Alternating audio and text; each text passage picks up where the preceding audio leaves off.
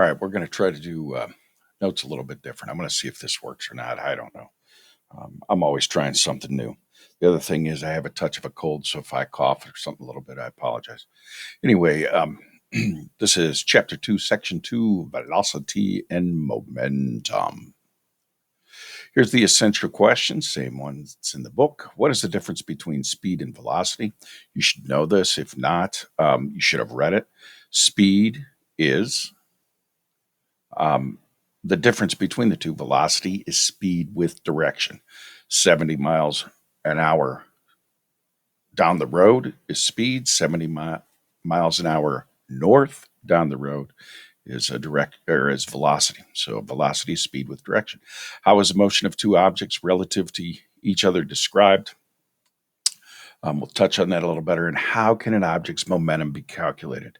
How can an object's momentum be calculated? That's easy. P equals M times V.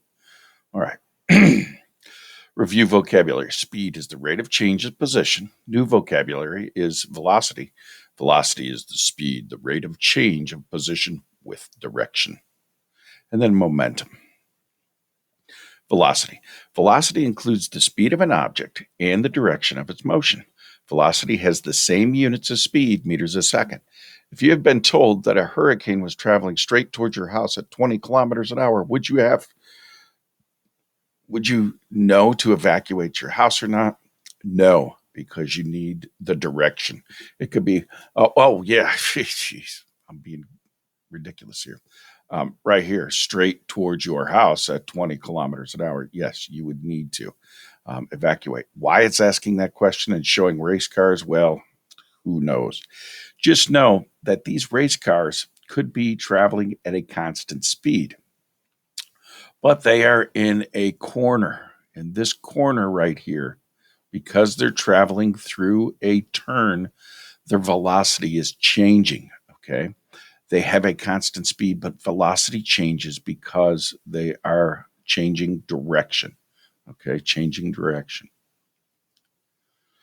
And then it talks about the motion of Earth's crust. As you look around the surface of Earth from year to year, its basic structure seems the same. Mountains, plains, and oceans seem to remain unchanged. Yet, if you examine geological evidence of what Earth's surface looked like over the past 250 million years, you would see that large changes have occurred. This figure below shows how, according to the theory of plate tectonics, the positioning of land masses have changed during this time. Changes in landscape occur constantly as continents drift slowly over Earth's surface. They're just shooting in a little bit of Earth science here, a little bit of geology, and um, they're just showing that small velocity changes, tiny velocity changes, add up over time. Okay, they add up over time, and they give us what we have today here. Um, it's just like, why does everyone try to climb Mount Everest?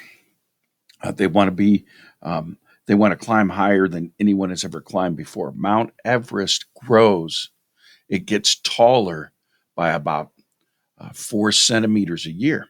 So every year, if someone climbs Mount Everest, then they've climbed higher than anyone else. So people continue to do this. I change. I don't really like this highlighter. I'm going to change it back to this here. Maybe we'll try this color. I don't know. We'll see. All right, relative motion. The choice of a moving reference point affects how you describe motion. For example, the motion of a hurricane can be described using a stationary reference point, such as a house. The figures on the next screen show the location and velocities of a hurricane and a car relative to the house at 2 p.m. and 3 p.m. The distance between the hurricane and the house is decreasing at a rate of 20 kilometers an hour. The distance between the house and the car is increasing at a rate of 10 kilometers an hour. Let's see what they are talking about. Okay, so here comes this hurricane right here. This hurricane's bearing down, okay? And it's coming towards this house at 20 kilometers an hour. 20 kilometers an hour, all right? Now to the car, because the car is moving at 10 kilometers an hour, the hurricane's only gaining on the car 10 kilometers an hour. Okay. So if this is 70 kilometers away from the house and 70 kilometers, 60 kilometers away from the house and 70 kilometers away from the car, since the car is moving relative to the hurricane, as the hurricane approaches, here an hour goes by. After an hour, it's only 40 kilometers. It's moving 20 kilometers an hour. It's 60 away from the house here. Here it's only 40 kilometers away from the house because an hour's gone by. It's moving in this direction. Although the car is also moving, so it's 60 kilometers away from the car because it's relative motion to the hurricane. The car is chosen as the reference point. Oh, let's go back up. If the house is chosen for a reference point, the car appears to be traveling 10 kilometers an hour west, and the hurricane appears to be 20 kilometers an hour west. If the car is chosen as the reference point, the hurricane appears to be moving towards the car at 10 kilometers an hour, and the house is moving away from the car at 10 kilometers an hour. All right, now momentum. A useful way of describing both the velocity and mass of an object is to state its momentum. The momentum of an object is the product of its mass and its velocity. Momentum is usually represented by P. And remember, I said in the lecture that we use P because M is mass. M could stand for meter. So we don't want to add another one in there. The other thing is a capital M is mole, is the mole. So we're not going to mess with the capital M either. We use P. All right. P, a small p, is for momentum. A car, a bicycle, a mouse, and a bug have the same velocity. Which has the greatest momentum? Well, it's going to be the one that's the most massive, right? A car, a bicycle, and a mouse and a bug have the same velocity. Which has the greatest momentum? The car, because of its mass.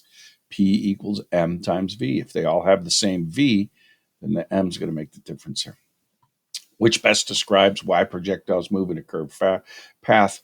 They have constant horizontal velocity and vertical velocity. Not sure if that doesn't seem like that question should be in there, but we'll cover this. You'll get this stuff. So remember, let's go back up here to the top. Let's look at these questions again. What's the difference between speed and velocity? Velocity has a direction. How is the motion of two objects relative to each other described? And that would be down here, right here, relative motion.